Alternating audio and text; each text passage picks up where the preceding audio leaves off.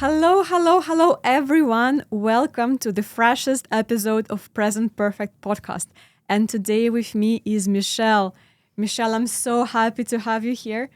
Michelle is a very special guest to me because she is somebody who has transitioned from the corporate career to become a breathwork coach, right? Michelle, tell me, how did this happen?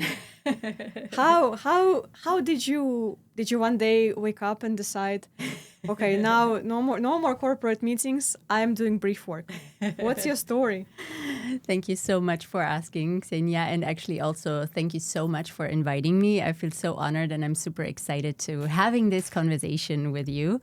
Because I think really the aim that you have, the reason why you're doing this, it's so aligned with me and also so dear to my heart. So I'm happy to share a little bit. And I can say, no, that was not how it happened. It wasn't like one day, okay, so I'm now going to do it. It was rather a journey. And spoiler alert, it was based on my own story and on my own journey. So to rewind a little bit, a few years, about 8 years back, basically, when I was still in the midst of my corporate career. So I actually had it all. I had a life that, looking from the outside, people would say, hey, that's actually a dream life. And I felt that too. So, I mean, I was traveling a lot. I had like a job that I really, really loved because I'm really purpose-driven. So I always want to do things that I'm passionate about and that I can really go all in. So I relate to that a lot. I think also most of the listeners will relate to that too. And so I was there at a point, and I don't want to label things, but I would say I'm sort of the high achiever, perfectionist type. You are a high achiever, definitely. Yeah, and I think you can maybe relate to that too. Would you call it a burnout? No, I won't, because again, labeling things, I don't see so much of a purpose in it. And I think also nowadays the word burnout, sometimes it's a bit overused. And the other thing also, I was never like clinically also diagnosed with a true burnout, because I think we need to distinguish those two things. You know, there is this feeling of feeling empty, feeling burned out, feeling exhausted, which I wouldn't call burnout. And then there's also like a clinical diagnosis, which in my perspective is a different thing. So I wasn't burned out. I could have gotten there. However, I was at a point where I felt it, something wasn't right. And I also had great people around me, leaders that I worked with that supported me, and my whole support system, like gave me those hints. Michelle, do you maybe think, is that okay where you are? Because they saw I'm not, and they helped me open up and become clear about the fact that the way that I was living my life is not sustainable. And I could feel that too, because there were some health call outs my body gave me at the time, also on a physical level, on a mental level, that my lifestyle is not sustainable. And I also felt it in the way I was doing my job. I was leading big teams. I was working for Apple at the time. Again, I had an amazing job, amazing career up until that, but I felt like I can't really do my job in a way that I'm doing myself and those working with me a big favor. So what I did back then is I really took a step back. So I downgraded my role that I had, which for many people at the point was like, wow. For many people, it would be unbelievable. Yeah. You strive so hard to get there, and then you deliberately say, okay, we go back. Yeah, and being okay with that step back, that was an important one for me. And then I went from there. I went on a health journey. So I continued my life. So there was no longer period where I took like a step away from living my life the way I did, or like leaving the corporate world or anything. It was really about integrating, getting to know healthy habits, and the basics were nutrition and movement, basically establishing basic healthy habits. So that was step one. And if you heard somebody telling about this life situation, you would say, oh, what a happy life, great. But it feels strange. It's not aligned with the actual situation. Exactly. And I love the word aligned, what you say. Aligned is a word that's so dear to my heart. Actually, two words, balance and alignment. They go together also in my perspective. But the whole setting, the whole way I was approaching my life didn't feel like that is truly me. And then there was the point. A lot of people, I think, are then pointing outside, pointing in the other direction, blaming the environment. And that is not me. I totally don't sign up on this. I think when you want to live a life that feels truly balanced and aligned for you, you need to take full responsibility for yourself and for your choices and for the way you live your life. Choices big, choices small, every single decision you make every day. I absolutely agree on this. I think this is also what makes us adult, and what is also very really empowering feeling that you are the one who is taking the decisions. And that is also that was the point. I was trying to find other ways also. So I knew it, the nutrition, the movement, everything is there. So what else is there? And then I got in touch with Breathwork. I got in touch with Breathwork during a world trip. That was something I did somewhere on the go, like a 6 months world trip. And also on the side, I did a world trip. Completely not a high achiever. Yeah.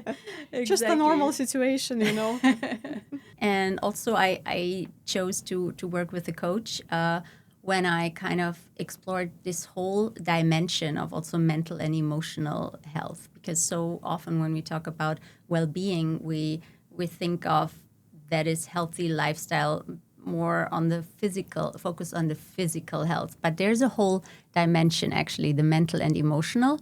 And you can also call it inner work. It's kind of a buzzword right now. Michelle, I will be honest with you. I did not think of a breath work until February 2025.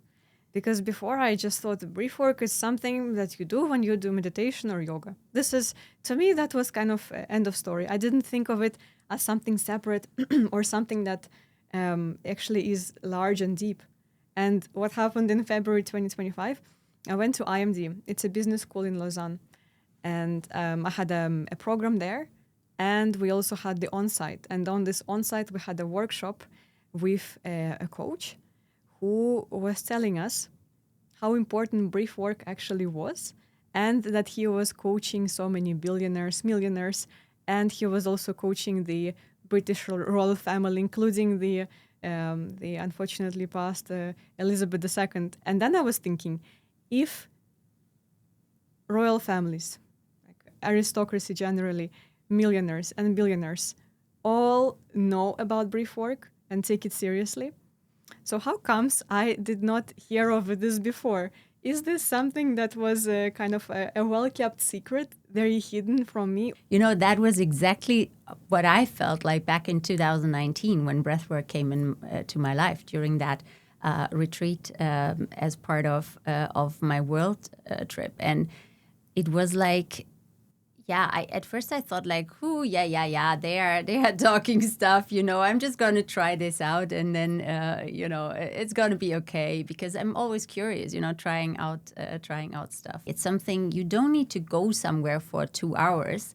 You can use it every day, a few minutes, or also a little bit longer, up to 30 minutes or so, and really change the way you relate to yourself, the way you relate to the world, the way you show up, the way you lead. And that's exactly what it did for me. That, opened up this world to me. I was looking around and felt like, oh, wow, there's many people who are actually in the same situation than I was before. So why do I not use my experience and go even deeper into it, and then share my experience and with them, and also obviously help them also find it out for Michelle, themselves. I am so happy you're bringing this up, because, also, of course, at the IMD, it's a business school. And they also focus on the leadership. It is executive leadership. So what seems to be unrelated topics, brief work and leadership, actually are so related that I at some point I just couldn't believe that it could be that related. So when people think about brief work, maybe first thing they think, okay, it can help me with the stress levels, can decrease the stress levels, okay, because we know that breathing is important to calm down. That we've heard. But what are the other benefits of brief work?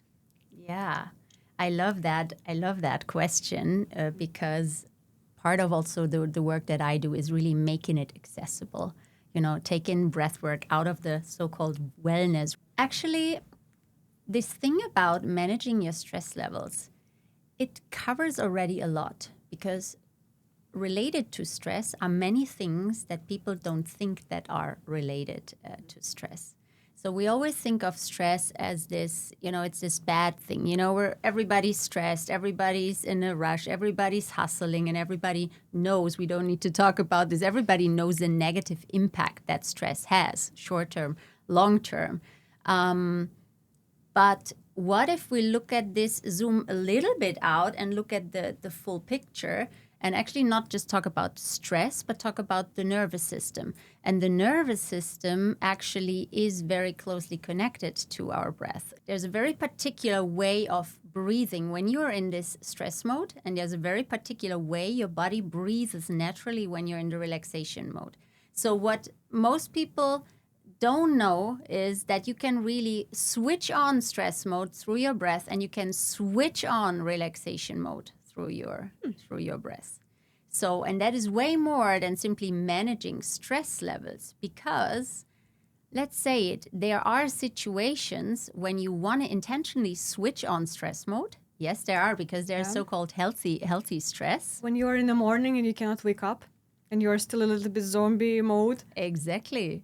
Or if you have a meeting, if you kind of want to be hyper-focused on something, a little bit of activation, a little bit of energy. It's actually a really, really good thing. How?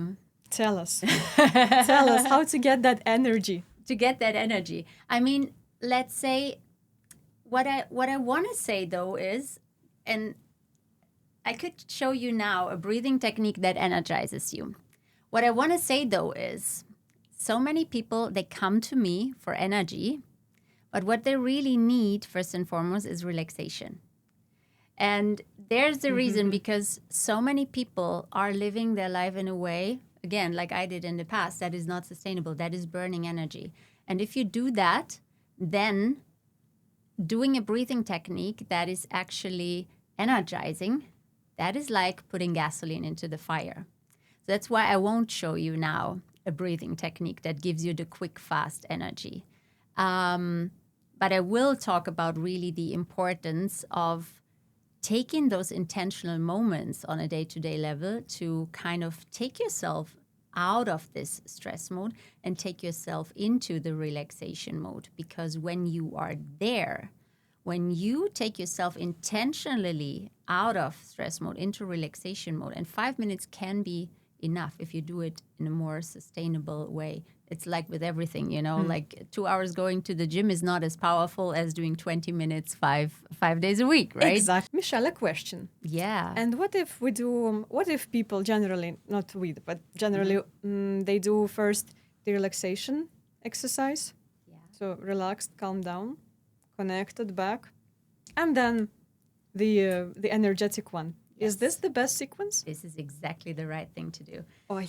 Great. Well Great. done. Well done. And I don't want to advertise them to somebody who is already stressed or is already running on empty, because that is like the coffee, like keeping yourself alive with 5 coffee a day. That is the same thing, doing activating breathing technique. It's a little bit more healthy maybe, but still it's the same mechanism. So there is, if you are living a life that is high paced, that is high demand, there is an absolute essential. You need to take that time to add in phases of recovery, to add in phases where you restore, to add in phases where you reset for yourself. And it's incredible what that can do for you. Just say it also brings the sensation that you own your time when you allow yourself to do something slowly.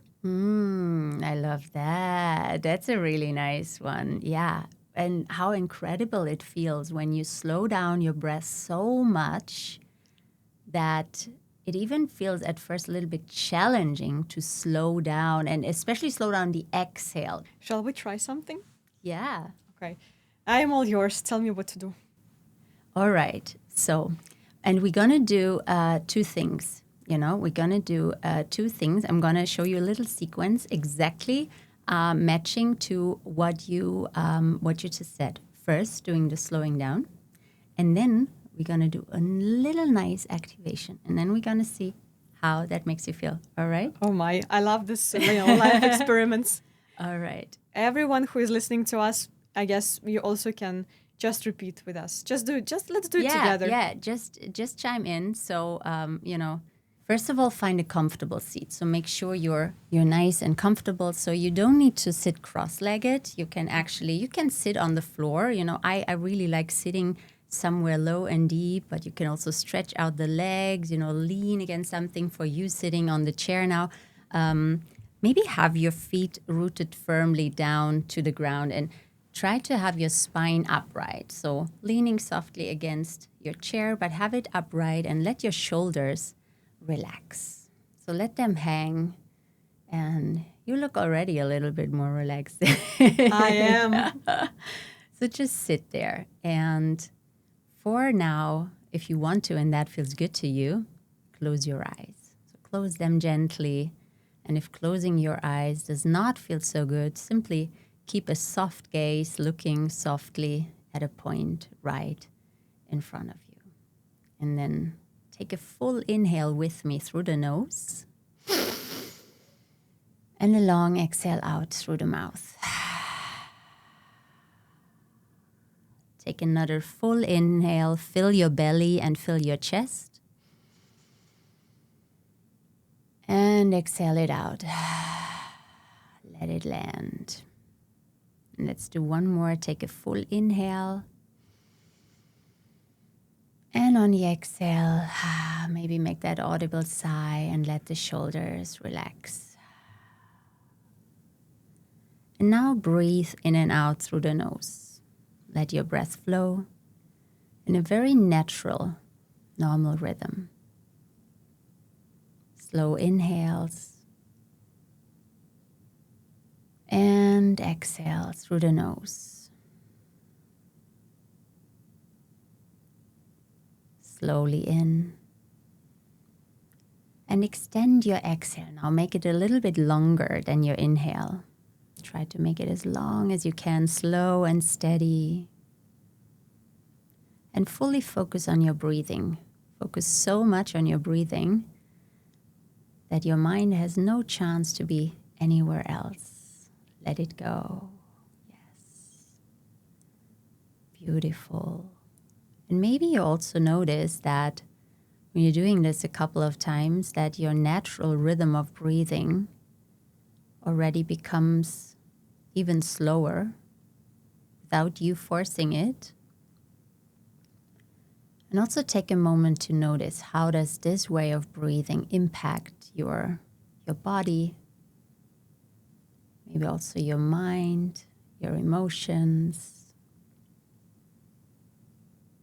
And now release the focus on your breath for a moment. Now we're going to go into gentle activation, like a little healthy version of your espresso shot. We're going to do 2 sharp inhales through the nose and then 1 long exhale out the mouth. Let's do that together. Let's inhale sharply. Another one. Yes, and exhale, let it go. 2 sharp inhales. In, out. Beautiful. In, and out. Keep going with this. A few more. In, out. Let's do 4 more. In and exhale it out. 3 more. And if you want, inhale a little sharper. And 2 more. And the last one, make it count. Yes. Now release the focus on your breath. Yeah. Come back. Open your eyes. Wow, wow, wow. I feel like as if I am somehow in a new place, in a new time, as if I was transported somewhere else. Beautiful. It's Yeah. mind-blowing. I know for people who did not do this when listening to us, you're really missing out. And just out of curiosity, to really experience what I have experienced, try to actually do this. Yeah, just rewind and do it. It's, how long was it? I didn't look at the time. It was probably 3 minutes or so, something. Yes, maybe even less. I feel fresh as if I took a nap. Almost. Amazing. I mean, 3 minutes, like. There is no power nap that lasts 3 minutes. So can you imagine how it will make you feel if you, instead of 3 minutes, you do 20? Well. I don't even know. It even feels risky to try something like that. Michelle, actually, for a second, I thought it is similar to guided meditation because you were guiding me through the process. I never did the meditation, like proper meditation, but that's how I imagine that there is something close to this. Mm-hmm. Is that the case? Yes and no. So there are similarities between meditation and breathwork. So both are really about being present, about being fully in it, and kind of this mindfulness aspect of things. And then there is the differentiator. So meditation works from your mind. It works with focusing your mind and being fully present with your mind. Breathwork immediately impacts your body on a physiological level. Michelle, I need to know, what is the easiest way for me to get into breathwork and to work with you if I don't get into the private coaching? I love this question because it's so dear to my heart because, as I said, it's all about integrating the breathwork into your day-to-day. So making it easy and accessible is something I've been working on in the past years. And I, this year, launched the Inner Balance Club. Wow. So, don't you love the name? I love. Right? What does it mean? What is the club? And actually, it says it all. It's about inner balance, getting in touch with yourself, like balancing yourself through breath. And the club is actually an online space, an online platform, a membership where you can come and there you find all sorts of different things. So we do live breath work there. And we also have audios there. So it's all about for you getting into it, exploring it, having your morning tea or whatever coffee you want to drink, sitting there, and then maybe at the same time listening to one of the audios and getting that support for yourself. So I am so happy you made it. Wow, I think this is exactly what I can integrate actually. So we will, of course, leave the link to the club, to the registration. Yeah. So definitely come try it out. You can try it out also for free. So just come over and try it out and see if it is for you. If not, then you have given it a shot. And I'm really excited. That sounds like an offer nobody can refuse. Absolutely. And we're all, everybody who's there, it's really all the busy type of people. So that's what we're all about. That also sounds like networking opportunity. You never know what comes out of it. Yes, absolutely. The community aspect is also a part of it. So it's not just an app that you have in your pocket and then you forget about it. Michelle, this is a very luxurious opportunity you're providing. Michelle, in this case, I'm also curious. Do you also get the companies, not the busy professionals working for the companies, but the companies themselves to get you as a coach? I do. Okay. I do. I'm actually very happy that this is a field that companies are now opening up to. So yes, I've worked with a few corporates, indeed, that have brought me in to help their teams and to offer something. So companies have been talking about the importance of regulation and of managing stress and supporting mental and emotional health. Yet, what does it mean in practice? And this is the point where I Absolutely. came in because the teams had been asking for that. I also think that many people would prefer, well, at least those people who know about the brief work and about mindfulness topic, they would even maybe prefer to work with a company that knows it, pays attention to it, makes it part of the company culture. And at the same time, I think it also is partly addressing this issue of the toxic productivity topic. Because I know and I feel, and not only from my experience, but from generally in the world, the corporate culture is famous for pushing and squeezing every single drop. Well, at least that is the perception of many people. In many places, it is like this. Not in every place, but in some that they want to squeeze every drop out of the employee in terms of energy, pushing for long hours, creating systems where it's easier and accepted for the employees to take their lunch in front of the computer. 5 minutes sort of salad or a baguette. So all these things that actually are counterproductive if you are thinking about them, researching and getting something science-based.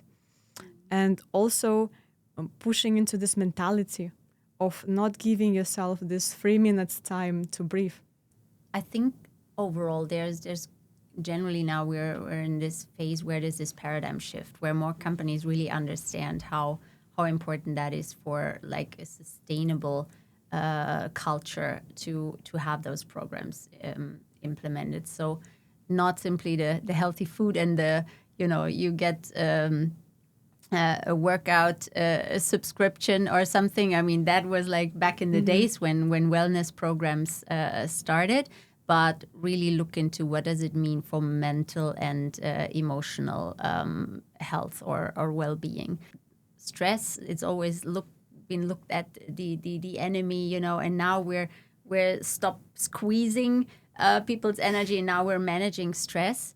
It's actually about not just managing that so-called villain of stress. It's about creating a solid foundation where innovation and creativity and so on can happen. Because if people are stressed and in constant survival mode, there can be no empathy, there can be no creativity. Innovation is very hard to achieve because our brain's ability to take in new information, to learn and to process, all of these things are related to your body's ability of being in that healthy balance between, again, switching between stress and that relaxation mode. Yeah. Michelle, I guess I could imagine that your normal, so to speak, client is a very busy woman living in Zurich and having a corporate life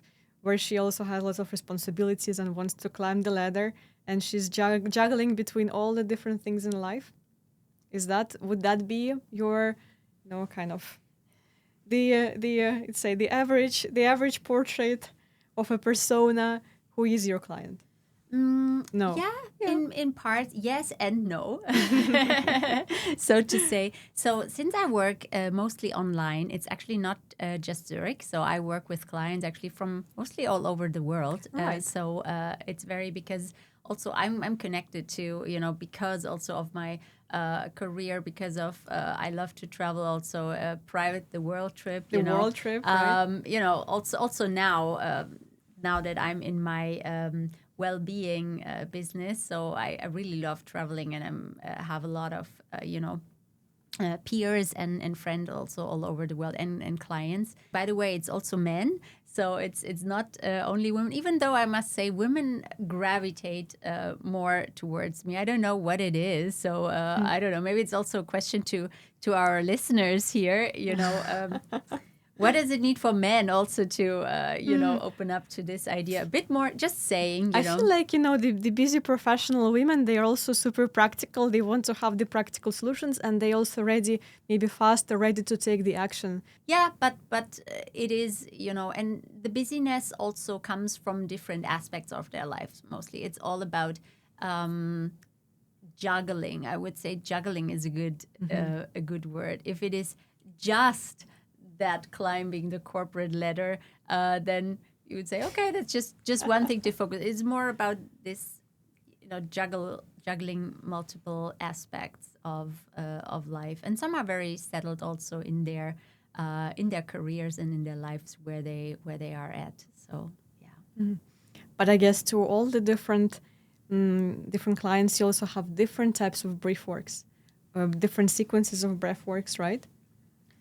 So, absolutely, and not just to the clients. So actually, the way I work is really, really individual. So when we work together, we get to know each other first, and then we also figure out what is needed in that moment. And I breathe together with my client to also see what is their current pattern of breathing. Where do they feel challenges when they breathe, guiding them through different techniques. And there's also different ways, let's say, how we work together. Some come to me solely for breath work, to kind of say, I want to get to know this topic, like you just said, I want to dive into the topic, I want to figure it out, what is it, what can I do with my breath, and then we fully focus on breath work, on exploring different techniques for calm, for balance, for clarity, for energy, whatever it is that he or she wants and needs, so they can establish their personal breathwork routine. As I said, I'm all about integrating it into your life. I love it too, because I think it's all about creating the system, which actually doesn't take, as you were saying, 2 hours in a gym instead of this doing 20 minutes. It is really taking the different aspects of life, creating the system that is actually possible to follow. Yeah. Because the system where you are demanding too much of yourself, let's say every day, hour and a half of a brief work, well, who can follow that plan? Yeah. This plan is not workable. You need to have workable systems, workable plans. And this is why I so much enjoy having this conversation with you, because you understand it. So, Michelle, I want to ask you one last question. If there is only one thing, only one message, only one that you can leave for our listeners, for those busy people, ambitious people who want to have it all, who are really trying to find the way to have it all, what is your one message? Actually, what comes to mind immediately is, do you want it all? Or do you want what is really important to you? Because very often, especially when we're surrounded by it all, Zurich is a place where there's abundance. Everywhere you go, there is it all. We are so lucky that we really have it all, right? Sometimes it's important for us to remind ourselves of that. But in all of this abundance, there's also, it's a blessing and a curse. There's also this part where you tend to think you want it all, when actually the most important thing is to figure out what is it that you want and then focus on this. Because the moment we open our eyes in the morning and we grab our phone and we kind of open Instagram, whatever, or read a message from somewhere else, the world bombards us with what is there to want, to want it all. And what if you don't do that, and instead of this, take that moment in the morning before you open anything else, before you let the world in, and spend that moment with yourself. Michelle, I did not expect such a deep message. I think our listeners have a lot to digest and a lot to think from that. Thank you so much. Thank I you can do so a much, short Michelle. short version is just breathe. Just breathe. that is the short version of it. Well, Yes. friends, you've heard it. Just breathe. But not only. Listen to the podcasts. Like, share, comment, everything. And Michelle, thank you so much. Thank you so much for this conversation.